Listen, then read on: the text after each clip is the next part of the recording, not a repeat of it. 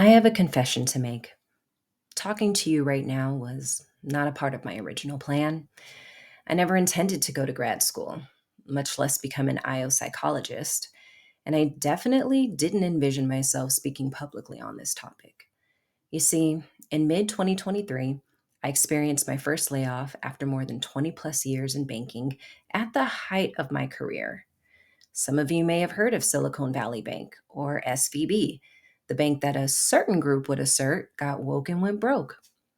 It was a jarring shift, and after several months out of work, what some might call a sabbatical or unemployment, and others early retirement, I embarked on a path that became something entirely different, my great awakening.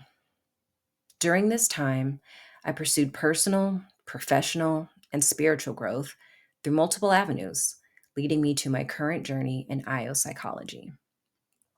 When I was accepted into USC's MAP program, I didn't quite know what area of focus I'd pursue, but I knew that the dots that I'd been connecting throughout my career, systems, processes, and concepts, were leading me here for a reason I would more intimately know these past few weeks. It all started during my first semester of grad school. As I worked on my literature review for a human behaviors class, one word kept appearing on LinkedIn posts and conversations and workplace discussions, even that I was hearing about from my friends. And the more I saw it, the more it demanded my attention. The word was civility.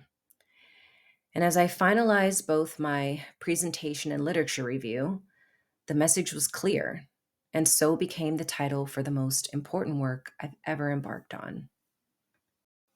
My literature review, The Performance of Civility, Exiting Stage Left, follows my journey of using my process improvement background to understand the mechanics of the deep seated issues that continue to hinder true organizational effectiveness and the advancement of Black talent.